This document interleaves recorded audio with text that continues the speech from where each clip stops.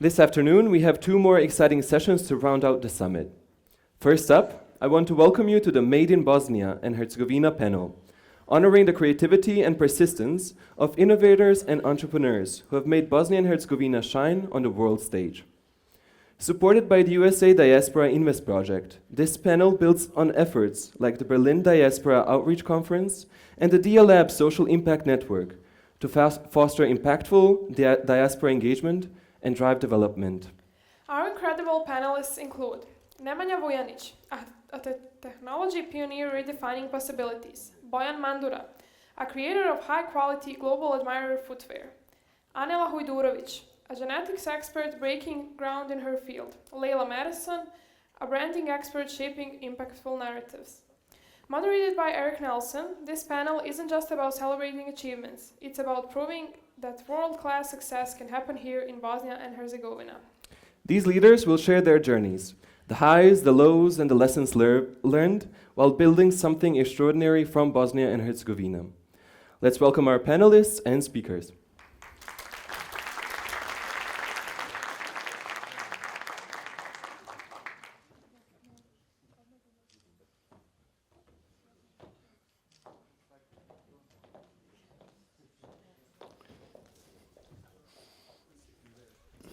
Wherever you like.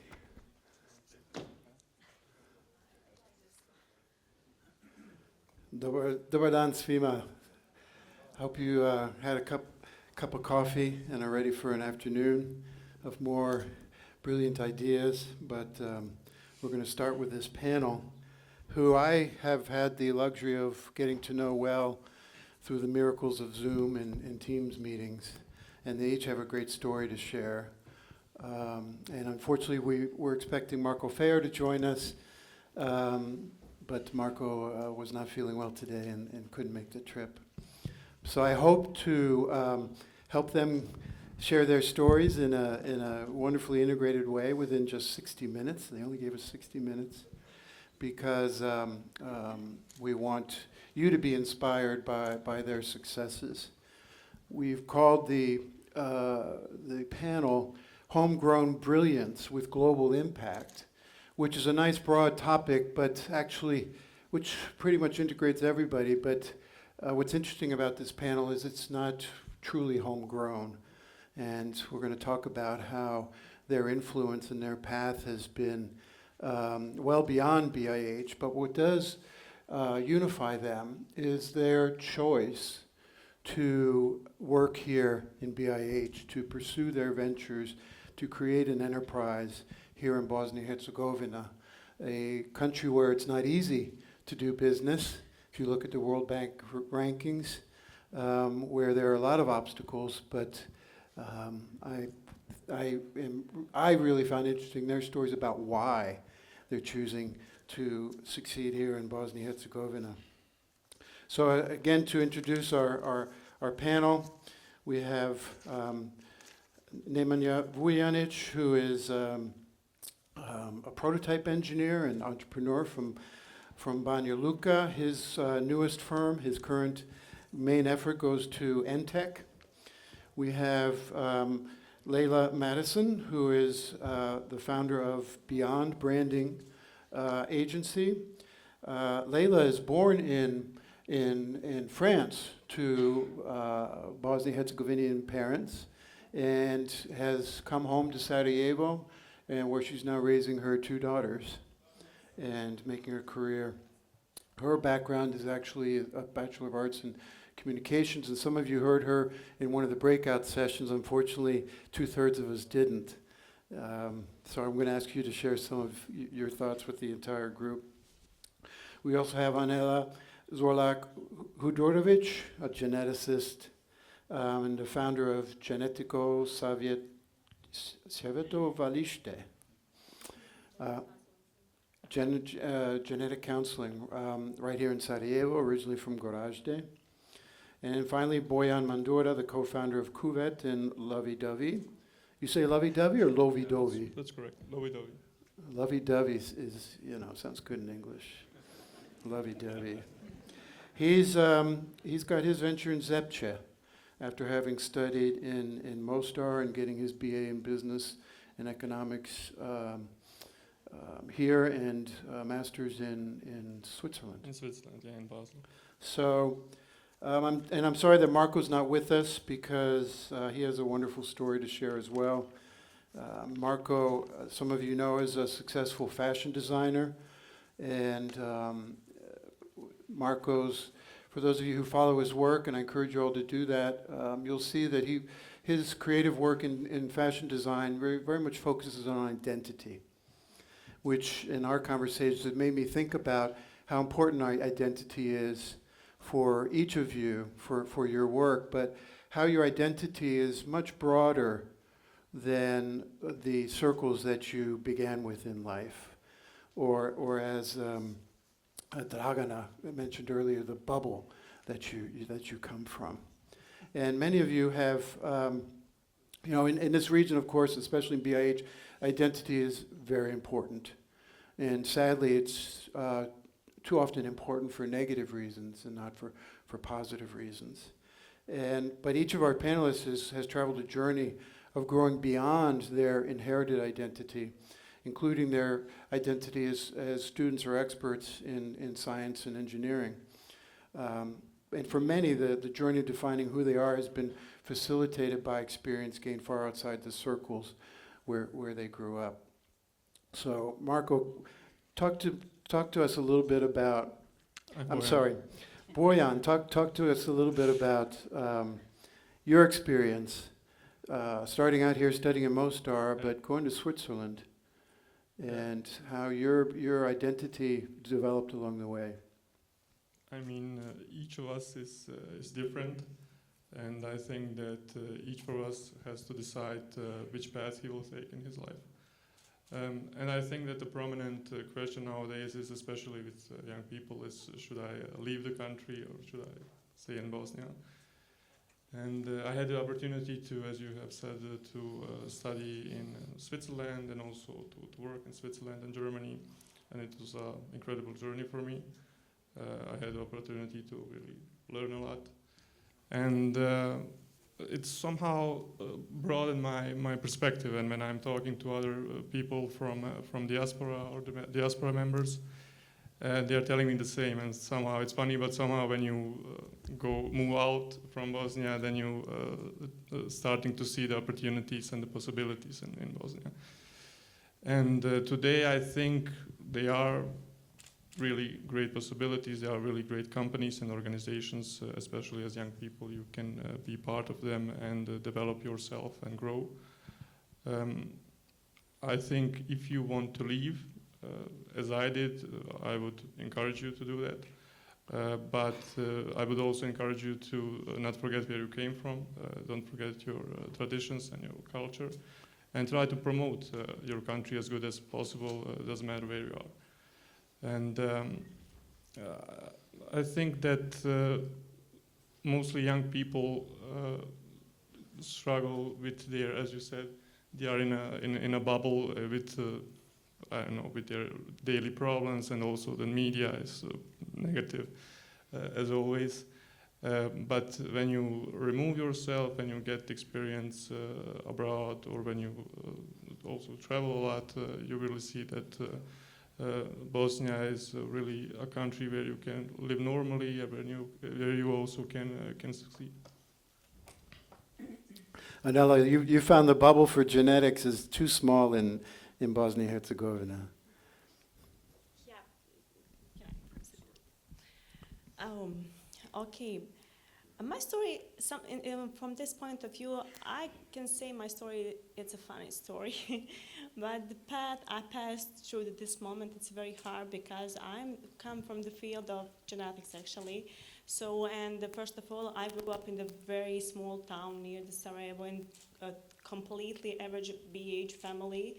So in the early age, I had recognized that there's no opportunities in that small area, in small environment actually. I had to create that. So yeah, I'm from Gorazde, the small town, and on the end of my elementary school, at the beginning of my high school, I decided that I want to be a scientist, that I want to be a geneticist. So it was very hard to my family to understand what actually I want to make it. So yeah, I got very important lessons from my parents, how to be a good person, how to fight through my life.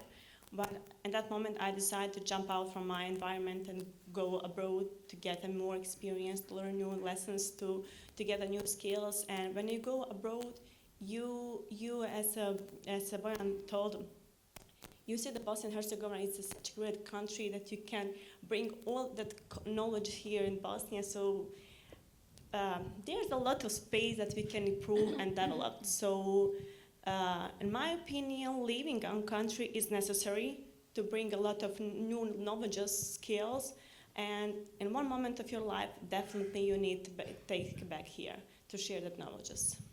Thank you. Leyla, identity, I think there's a high overlap between identity and brand, and you're our expert in branding. And so you have these wonderful challenges about how BIH needs to rethink. Yes. What is the brand, and what is that for any individual professional who's starting out?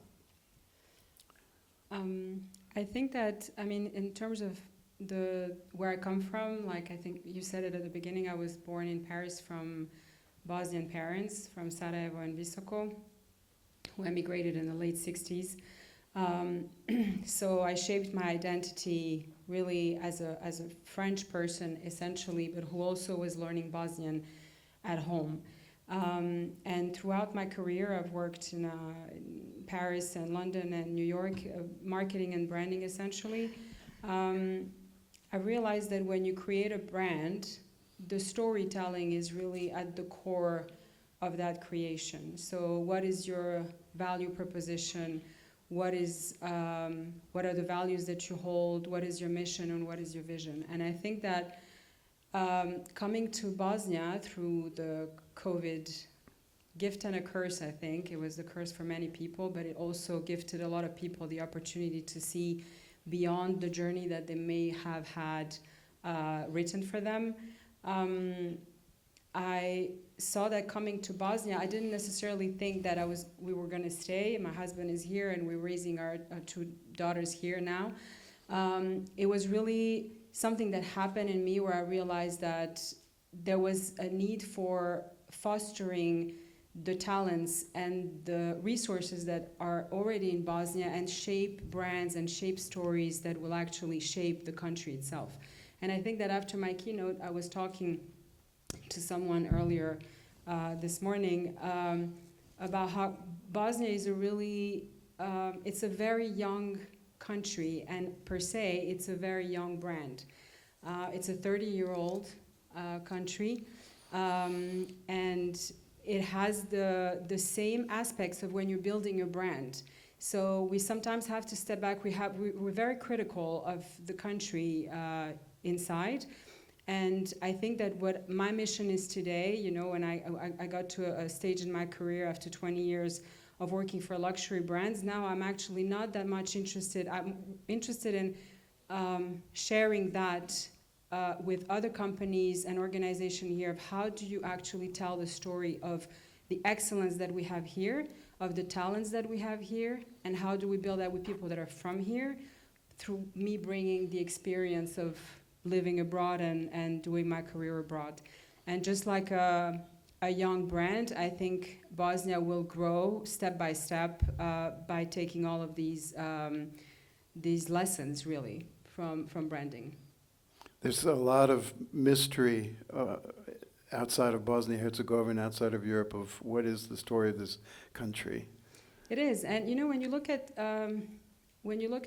it's the perception is what you give people. It's what people talk about when you're not in the room. I think Jeff Bezos said that. It was what I talked about this morning. I think that we have to shape the narrative of Bosnia and Herzegovina. People talk about Bosnia outside of Bosnia the way that they see in the media and what is the most vocal. It's really what is the loudest that will speak for it. But if every company, every great brand, every great story that comes from here actually advertises that, actually emphasizes the fact that it's from Bosnia, it will shape the narrative. It won't happen within a week, but it will happen eventually in the next few years, 5 years, 10 years, 20 years, 30 years. It will actually create a completely rolling effect, a positive circle where this is going to be the positive narrative. It has to be, branding is a part of PR as well. When you look at America or France, they're not perfect. You know, France is not this pristine, elegant country, and you know, everywhere there's really bad parts. There's a lot of things that are not going well. America is the same. It's not just empowerment and success. There's a lot of challenges. Well, it's the same for Bosnia, but we have to actually shape that narrative and put it in through channel of communications with pride, because there is excellence here. The wood industry is a very good example. We are actually one of the best manufacturers for high-end solid wood Scandinavian brands that actually get their furniture. You have brands who sell tables that are $5,000, $10,000 that are manufactured here in Bosnia. Why are we not talking about this? We don't have to name the brands, but why is there not a campaign that actually talks about that? That says in Bosnia you have a pole of excellence of woodworkers that are so good that they're creating for the best, most high-level, authentic brands from Denmark and Scandinavia, and Sweden, sorry. So I think this is when, step by step, by taking those really bold approaches, we can actually create a circle of positive stories that will eventually shape the country's narrative. So Nemanja, you're busy writing some of those positive narratives in your work, in your enterprise. And what's interesting, what makes you unique among the panel, is that your success you have not chosen to study overseas, and your work has been mostly focused here, yet you have been succeeding because you see opportunities in the region and in Europe and globally that you want to pursue. So even though, your bubble, you've managed to create a big bubble for yourself of opportunity. Tell us more. Yeah, is this working? Yeah. If we want to make some success here locally, we need to follow the global trends and global perspectives. So that's something that I try to do by myself, creating my own products. So in that case, I'm always up to what's new in the world, what is the new technologies, where the world is going on, and I'm trying to collect new knowledges and new pieces and getting it together here locally. And why that can be interesting and important. If we follow global trends and global perspectives, and if we involve local people who are, as we know, very talented and smart, we can deliver many very amazing and interesting projects, which can become very interesting to the global market. So it is one bonded connection between local market and the global market also. But I need to say what Leyla just said. I found myself guilty when she was talking. I have very lousy marketing, and I think that maybe we should not expect from the engineers and innovators to become businessmen or marketing experts. Solution to better marketing is bonding, joining us together and do as a team. So I think that is the let's say the main thing how we can success together. I think you're being modest because obviously you're a successful marketer because you have ideas and you find people who are willing to invest in them and purchase them. But it is a challenge, and that's I think what distinguishes an entrepreneur is you're able to develop a story and convince people this is something you want. Yeah, and it is very challenging.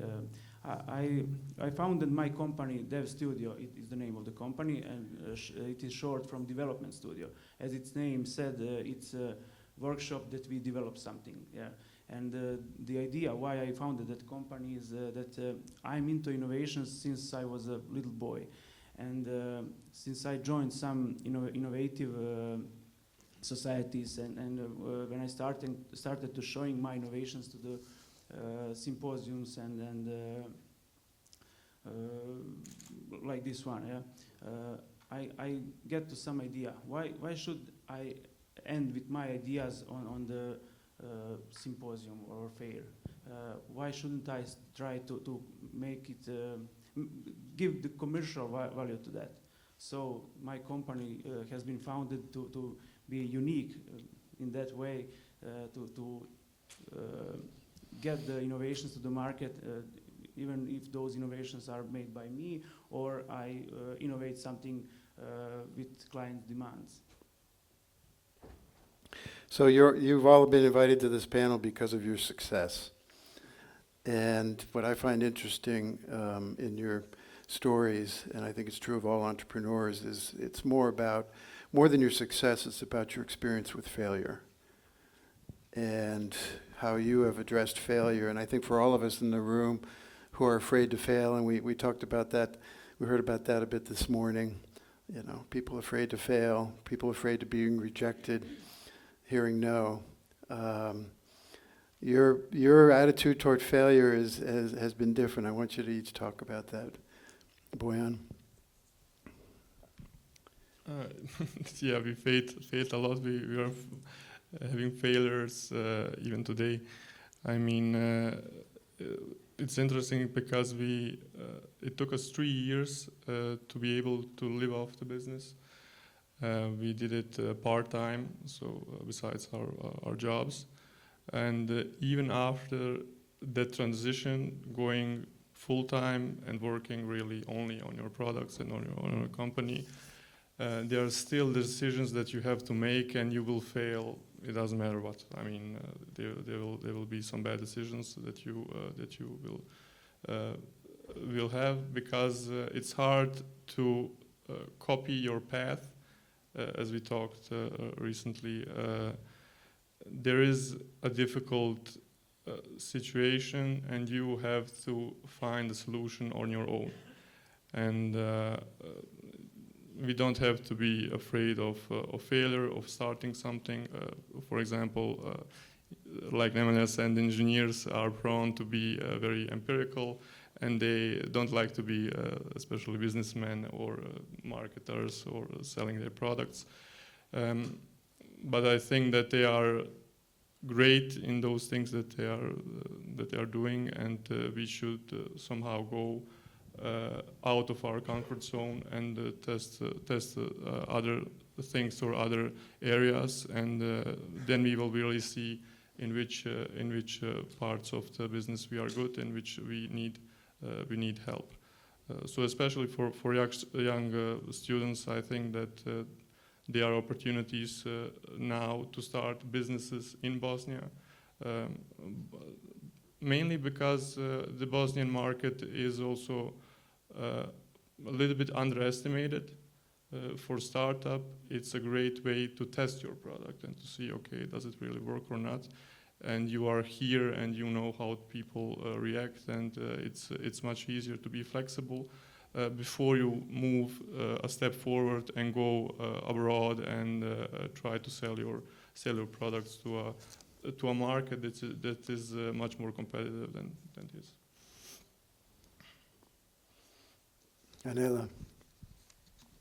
In my opinion, I think that the failure is everyone needs to learn how to fall in love with the failures.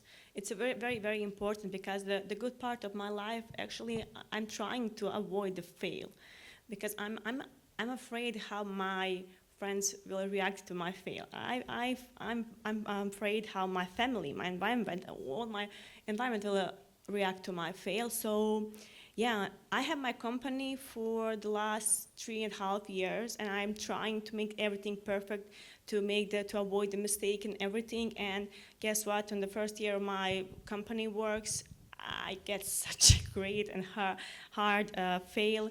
Actually, I believe I'm a wrong person. My intellectual property was stolen because I believe.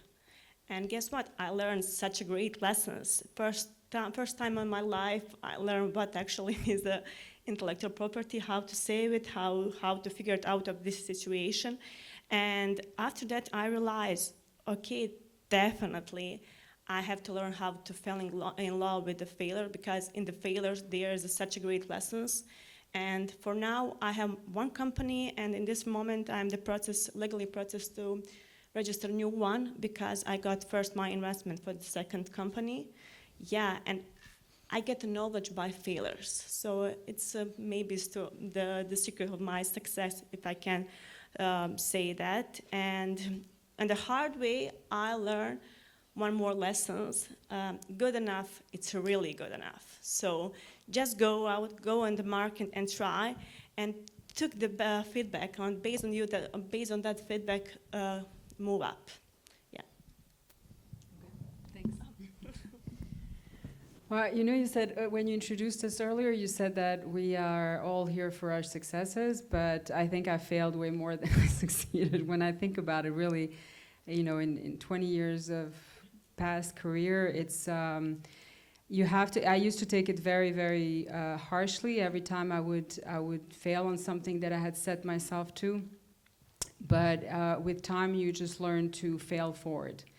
You flow forward. You just think that you just realize that perseverance is really the only thing that's going to get you out of the situation that you're in, and you just have to, you mop for a couple of days, and then you just have to continue, and you have to deal with it. And I think that one of the most maybe underestimated qualities that everybody has to have, and that translates into every business, is really the capacity to iterate, to continuously better something, to continuously work at your craft, to continuously work at yourself. And in the end, you're only in competition with yourself.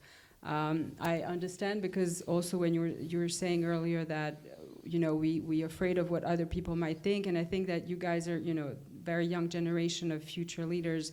You're in situation. I wasn't in a situation of having social media and being compared all the time, and always having to deal with that in my younger years and at the beginning of my career. But you have to deal with that all the time.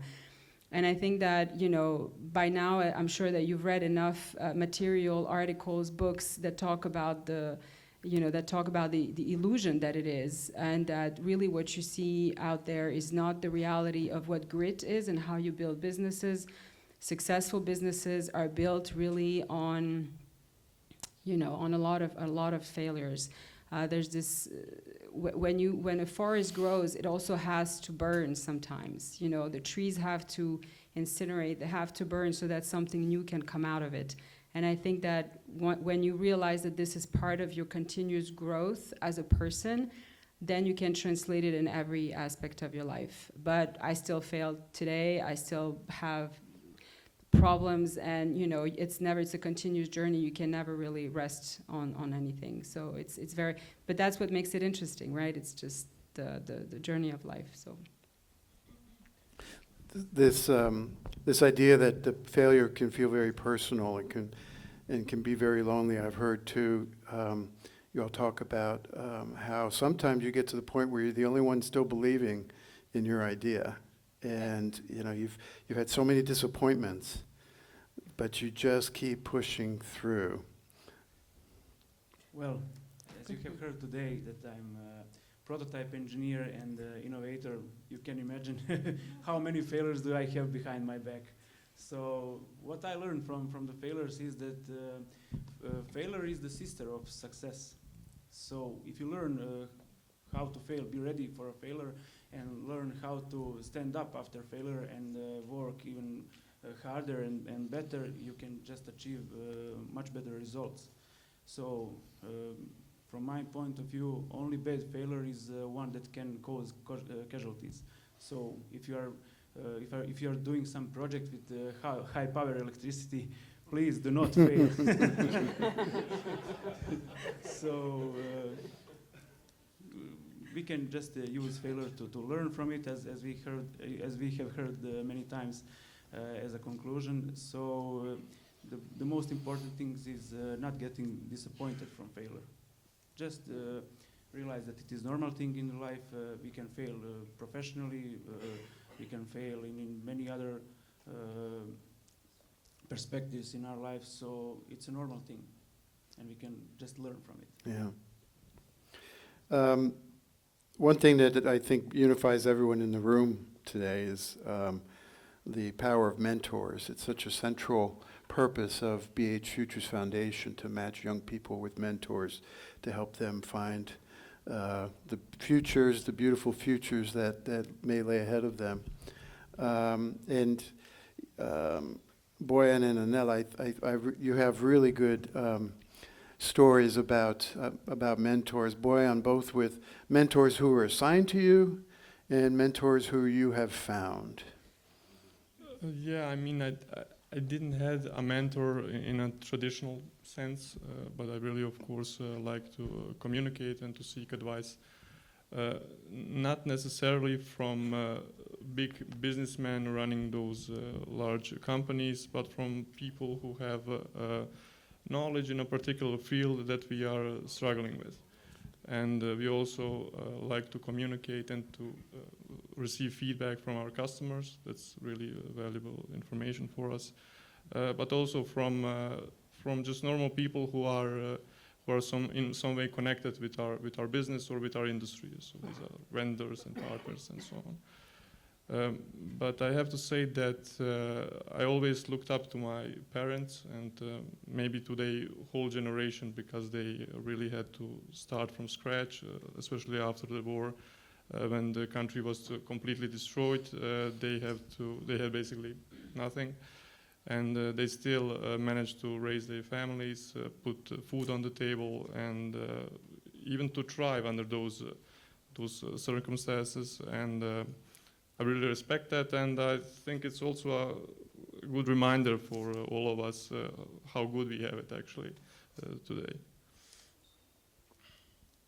Thank you. So I was very lucky on the beginning of my the students' days, because I met one person who changed all my life. I can say that because when I decided to go to college, my dad in that moment got a fire.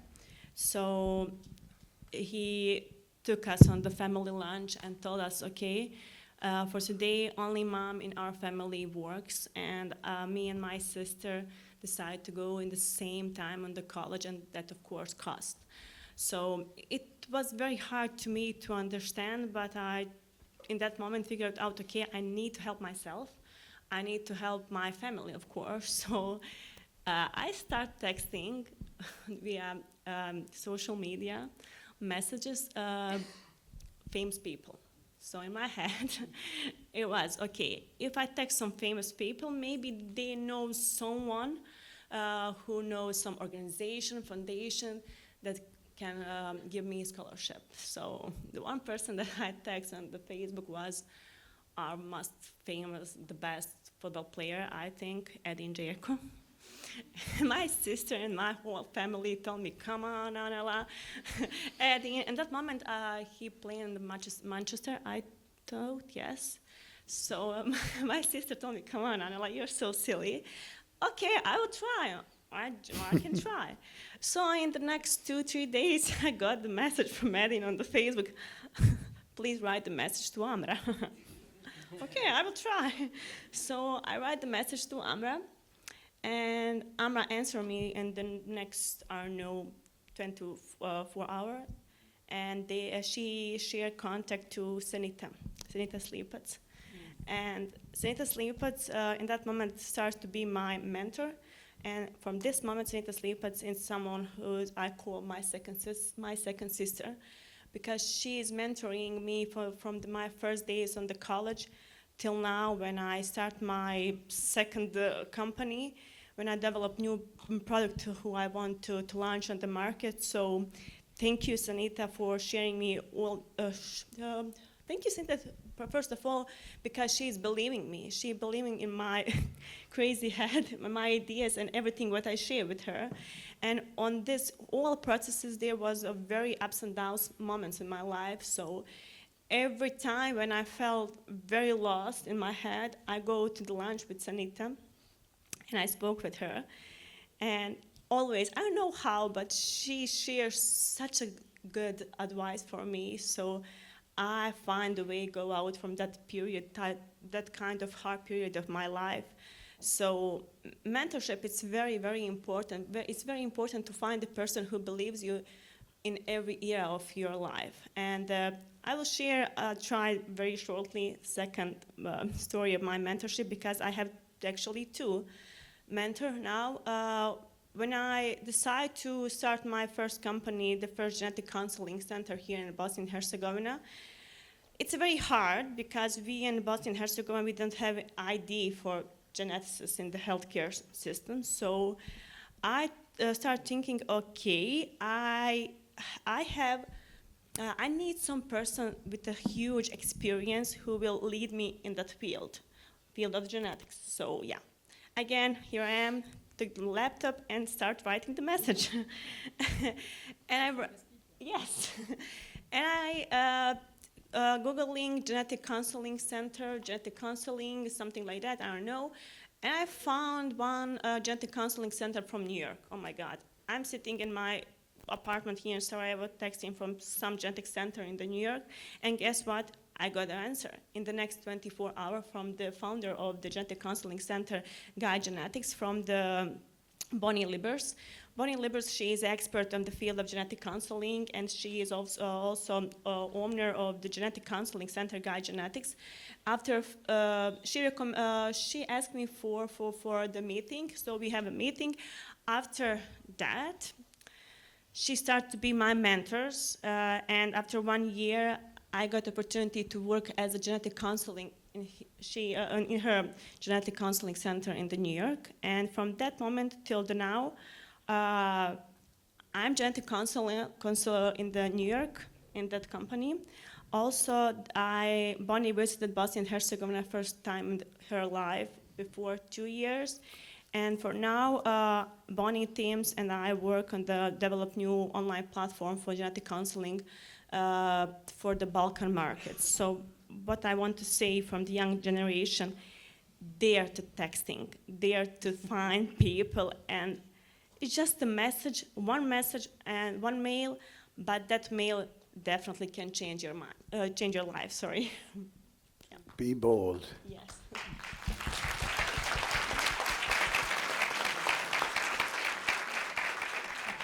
We got a late start, and I want to leave some time for audience questions, so let me go to a wrap-up question. Because I want you to each talk a little bit more about your mission. Why are you choosing BIH as the place where you are going to succeed? You could have more lucrative or perhaps smoother opportunities elsewhere, and you want to succeed here. So I want you to share a little bit about that, Nemanja. Oh. Hard question. It is a very big challenge to make some big success here, and I like challenges. So first of all, we can hear a lot of stories about some patriotism. And I like to say that I prove my patriotism by hard work. And that's what I'm doing here. I was angry many times to this country, and I was saying that I'm with one foot outside the border, but something was pushing me back, and it's not something, it is a real thing. I like this country, I like living here. So challenge with love to the country. I think that it explains everything. But also you gave up what Bosnia-Herzegovinian parents would say was a dream job, was a fixed engineering job at RTRS. Yeah, I wanted to talk about it when I was thinking that you will ask me regarding mentorship. So that we can consider that also as a mentorship. They had a good thinking, what should I do, but their perspectives are different than mine. So yes, my parents, I think that they're thinking even today that The better thing is to work for some fixed salary, for government job. It's great until my pension. Be quiet, sit there. But I'm not that kind of guy. Yeah. I like doing things by myself and take risks and be the best in the things that I'm doing. Yeah. So that's something that you cannot achieve in public companies. You are surrounded by people who are dragging you down. You have no any perspectives for success, even professionally or financially. So that's not something that I was find myself into. Thank you for that. Leyla. Well, I'm going to start by saying it wasn't a career move to come to Bosnia. It was, obviously in my kind of business, more lucrative client situations are happening stateside or in Western Europe, and thank God for remote work, obviously. But I think that coming to Bosnia has been I was the most surprised probably of all, just I've never, I think that if somebody had told me 5 years ago you will come and live in Bosnia, I would have never ever, will you live in Bosnia or will you live in Korea in 5 years? I would have hands down said Korea. Like I would have never said Bosnia. So that tells you how far off I was mentally to even envisage to come here, for all the reasons that we talked about before, by the way. Lack of, opportunities, what's happening in Bosnia, whatever, lack of PR. And when I came here and when we started living here and the kids liked it and it's things, and I started meeting people who are in the industry and working here, I started to slowly find my purpose, I think, and the ikigai that, Japanese talk about, which is really to mixing what you love, with your purpose and what actually is something that you're good at. And so slowly but surely I started working with, instead of having just a diaspora life where I work with foreign clients and just live here comfortably, I started actually being more and more interested in working with brands here. And when I say working with brands, is really working with people, working with companies. And companies are made by people like Nemanja, like Bojan, and with teams. And what I became really passionate about, also through work with USAID and mentoring a lot of companies through the organization, I loved starting to create teams in Bosnia. So in my job, you create a strategy. You say to a brand, this is what you have to do to go this way. And then you put together a team of experts or of freelancers, of agencies that will actually do the job of creating the storytelling. So the visuals, the videography, the copywriting, the UX, UI design, the development of applications, the development of websites, of experience, of events. All of these things take people and teams, talents that I used to take abroad. And then when I had my first brand that I worked with here, that I still work with, which is Vagabut from Konjic, I made a point to hire every one of the people that I needed to execute in Bosnia. I didn't want to have any of the people that are on my roster, on my network outside, well, for budget reasons as well, obviously, but also more importantly, because I was convinced I could find the right people here, and I did. And when you look at the website of Vaga today, vaga.ba, you really, and I do that for them especially because I'm very proud of them. Everything that you will see there has been done by local talents. All the photos, all the styling, all the brand material, the identity, everything is done. And so this is my mission today, is to really create. I think I woke up maybe a year ago saying, you know what, I'm just going to create and help maybe 10, 20, 30 brands, organization, companies to actually level up. And I think you talked about standards earlier. And that's a very, very key component, is to be competitive on the global stage, because that's absolutely possible. You just have to be put in the right direction and mentored in the right, and challenged to really make sure that the talent that you have is really executed to the best of your ability and for the better of the brand and the company. And it's possible. You just have to we have to measure ourselves here to global standards everywhere in the industries that we serve. So what I would love, why I'm here now, is really because obviously I'm reconnecting with my roots, but more importantly, and it's not necessarily out of a patriotic sentiment specifically, it's because I'm passionate about really transmitting the knowledge and making sure that every one of you, every one of the people that really want to create something have the mentorship to do so, so that I can transmit the knowledge that I've acquired for 20 years in global brands to make these brands here successful. Anela? Your experience with genetics experts in the U.S. and Germany was, you were impressed how interested they were in your expertise, even as a scientist beginning the career. Sorry. I need to be honest, it was very shocking for me, because if I compare my experience, unfortunately, from my experience from Bosnia and Herzegovina and my experience from America or Germany, it's totally different, because I will share, first of all, story from the Germany. I got my first job, my first job experience in the Germany, in the clinic for the rare disease Centogene on the Rostock. And after that, I decided to find a PhD, to start my PhD in the Germany. So I have one meeting with the professor of the field that I want to go in the PhD. So I prepare myself, because I learned in Bosnia and Herzegovina that when we spoke with the professor, we have to put the professor very, very high. So you have to use a very specific word and how to express how they are big.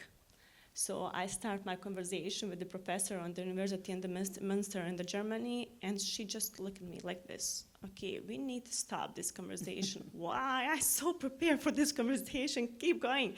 No, and I learned one thing from that woman. She told me, if we compare myself and you in this stage of life, you're most important than me, because I have maybe a few years before my retiree. So you have to keep going. You have to develop the science. So if you compare, you're most important than me. So, oh my God. Is it true? So yeah, that's the difference between Bosnia and Herzegovina, unfortunately, and the Germany. And second, my experience on the April this year, I got the opportunity to go on the internship on the Cancer Levine Institute, Atrium Health, in the North Carolina, Charlotte, to learn from the expert of the oncogenetics. So I prepared myself how to speak with that kind of people, that kind of scientists and physician. And the few days, I'm afraid to speak. I'm afraid to tell my opinion, to tell what I think about the patient, about the situation on the job. And there was very, very specific case. It was very, very specific case, and I fell in love with that case, the scientist and me. So I'm trying to hit word in my mouth, but in the end, okay, I thought maybe and I start to explain what I think about that case. And oh my God, in that room was, 5, 6 physicians, and everyone listened to me, and they like my opinion. They keep going, Anela. Oh, okay, that makes sense. Oh my God, I am afraid to share my knowledge, my opinion, what I see, because I have some kind of trauma from Bosnia and Herzegovina, from the Balkan, because unfortunately, I had to be honest, young students here in Bosnia and Herzegovina, from my experience, we have a huge problem to express our opinion. So yeah, every time when I go abroad, I saw it totally difference between communication on the job environment and the college environment, of course. Yeah. Bojan, you were working in Switzerland, you studied in Switzerland, you already talked about how BIH makes sense for you as a feasible market to start up. What would you like to add? Yeah, I think the Bosnian market is often underestimated, as I said, and it should not be, because it's not competitive. There are a lot of products and services you can sell here that are in demand, and because you know the culture, you know the people, you know the language, it's much easier for you to enter and to sort of learn, and what we were speaking about, failures, and fail and fail and fail again, till you're ready to move out and try to sell your product on a more competitive market. Comparing that to our business, usually similar brands produce in similar countries, developing countries like Bosnia, but the management, or so to say, the better paying jobs are somewhere in the Western Europe or in the USA and so on. And we tried really to change that. We now are selling our products in 5 different markets. To be able to do that, we manage 3 different companies, and we are all doing that with our team from Bosnia. So that's I'm really proud of that. And we are also trying to promote Bosnia with made in BIH products. Like Leyla said, there are different industries with really great expertise and knowledge, and we should use that, and we should maybe not produce for those large brands, but really create our own products, our own brands, and put it out there on the worldwide market. So Marco's not with us today, but I wanted to share with you the answer. He had a beautiful answer to this question of why BIH. Marco said, I choose to work in Bosnia and Herzegovina because I have the obligation to change society for the better, as only I can. I choose to. If I don't do that, who will do that? Well, can we...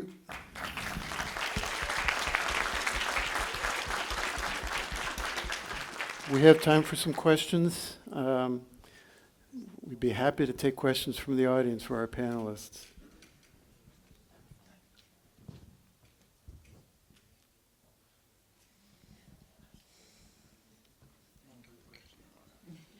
Like what you said. I can speak loud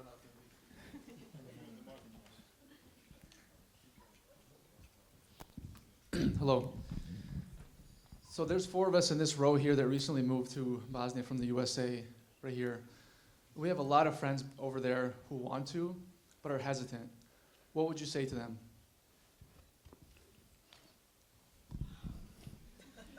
Hesitant for the same reasons you guys were mentioning, you know, the lack of understanding, the lack of resources, the myths, the fears. It's good to be a big fish in a small pond rather than a small fish in a big pond. Just tell them that.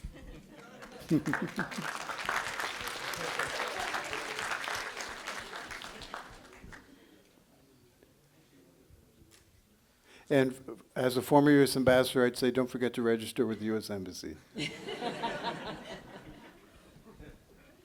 I'm going to follow up on that question as well, because I think a lot of us in the audience here play a role in rebranding Bosnia, and this is something that we do in different ways. I'd like to get just a short perspective from everyone, rather than how would you bring people over. A lot of us lobby people to try and move back to Bosnia, and we don't necessarily mean by permanently relocating here. We mean by increasing your engagement, because I think for many of us that lived abroad, and I lived in Australia for 30 years, and I now spend more than half of my year in Bosnia, it's not as simple as just picking up your stuff and going. And I know these 2 gentlemen, we spoke online before, so I know they've made that brave move. And some other people have as well, and Hard is here next to me, has moved permanently back to Bosnia and so on.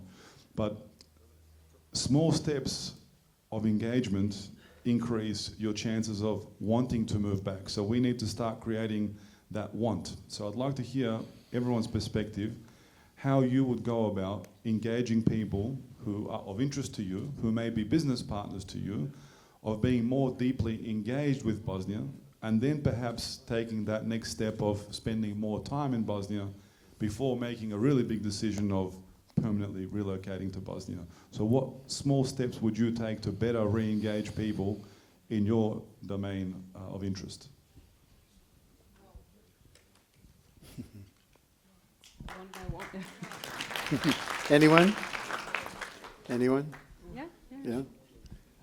I think I can take my perspective from not being born here. So I was that person not too long ago. I was someone who was born and raised abroad, had a fair sense of identity and ownership in terms of Bosnia, but it wasn't part of my daily life whatsoever. I wasn't even engaged in the diaspora network in Bosnia, in France actually, specifically, or in the US or in London when I was there. And I think that creating bridges of mentorship, for example, of creating associations or creating, I said yesterday we had a meeting, I said create a TikTok account. Maybe that's what is gonna work the best. But creating really bridges by maybe, I know that there's like a list of diaspora members globally, and to really identifying the talents that are on each side of the spectrum. And I think sharing knowledge is the most important thing. Often I hear, oh, we need to get people back in Bosnia. It doesn't necessarily have to be that. Like Eddie said, I think we don't, if I had, my children are here and they want to go. You have to go because you have to experience the world and you have to see how people work outside of Bosnia. You have to see other companies, really big corporations, smaller corporations, how startups operate in America, how startups operate in Europe. You have to see that and experience it so that you can, with that knowledge, contribute to Bosnia. And I think that creating some sort of communication, maybe through events like you do today, like creating like bridges one by one. There's no magic stick that's gonna make it happen overnight. But I think that engaging them, reaching out to them, saying, hey, you work in this sector, would you be interested in coming to speak or coming to, do a video conference with some Bosnian companies that actually need your expertise. I think that if somebody had reached out to me when I was in New York, when I was in Paris, to ask me for that, I would have definitely said yes. I would have not, because it would have sparked that need for me to reconnect with my roots. But nobody ever asked me. Nobody ever reached out to me to ask me that, So I think that to do the first step, like everything, is the hardest part. From 0 to 1 is the hardest. Then it should flow more readily, I think. But creating those connections without necessarily asking people to come back, but to share their knowledge, their expertise, their network. I was at times like I could have shared a lot of entries to people in that sector when I was there, if anybody had reached out to me. And I always say it, even now that I'm between countries, reach out to me, on LinkedIn, call me, and all these things. And the more there's organizations create those bridges, the more we're going to actually foster that need and create opportunities for people to come back, because then they will have something to come back to. They will have already made friends, connections. They will know people. They will not just come here with with nothing but just hope and a dream. Like you actually have something a little bit more solid than that. That's my 2 cents.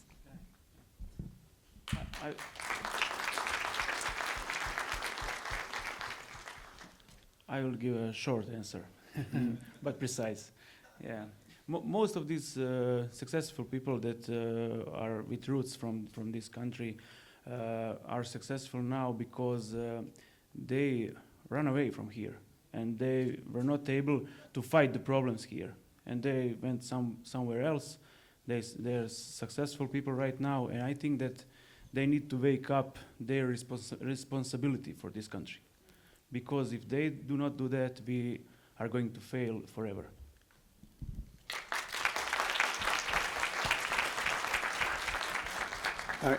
I want to add, actually at lunch I was speaking to participants returning from Switzerland, Sweden, Norway, and we were talking about how actually you have a strategic advantage in this network because it is global, but it is a very tight network. And we've heard a couple good stories today about these long shots of writing an email or writing, applying to 300 jobs and that it just took that one good response. But actually, I think your odds are much higher when you're trying to reach out to someone who shares your roots. And the Bosnia-Herzegovina approach is to not shut people off, but to engage and listen and think, oh, we probably know common people. We have shared interests, and I think that is exists still in the diaspora. We have to poke it, and Eddie, you've been great at this of really stimulating those bridges, and we need that reach back, because as a former U.S. ambassador, I want to reinforce what Igor said earlier. This country needs more startups. This country needs more people like our panelists who are building something, who are trying to solve a problem, not expecting politicians to solve the problem, but trying to create something, trying to leave the world better than they found it, trying to improve their community, and against real odds. And we need more startups because this country needs more jobs that don't depend on political connections, that are actually where you get the job just because of your talent and your interest.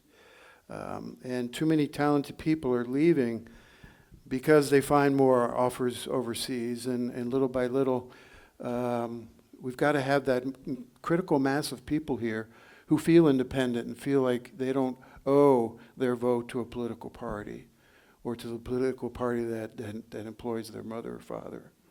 So it's so important that this startup environment. I think it's really vital for BIH's future. I have just one thing to add. I'm lucky to be in a Business Advisory Council chaperoned by USAID, and Professor Namik is here, and we had a meeting yesterday, and something extremely interesting was brought up, because we're talking about the branding of Bosnia and Herzegovina as a whole and the rebranding of it per se. And I don't remember who mentioned it, but that the tramway was tested. The first Austrian Vienna tramway was tested in Sarajevo. So this is the reason why Sarajevo had the tram so early, is because it was a lab for Vienna to have they wanted to make sure it was working properly. They had to make sure that it functioned well, etc. And so it was an R&D of the empire at the time. And so why not think about Bosnia in that way? Why not think about Bosnia as the big R&D lab for a lot of ideas, for a lot of startups, to really creation like poles of excellence, because their talents are there.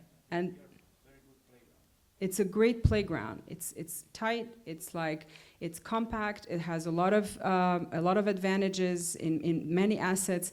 And I think this is the way it was brought up in the meeting yesterday. Really opened up my eyes even more to what it could be when we're talking about rebranding Bosnia and Herzegovina. Thank you. Well, I hope everyone will think about their connections to bigger bubbles, to the broader opportunities and challenges in the world, and that you belong to the Bosnian Empire, which is this incredible brain trust that's spread across the globe, and that we think of preko veze as a very negative way to find a job. But actually, just having those connections and acquaintances is a wonderful way to really explore better futures. Thank you.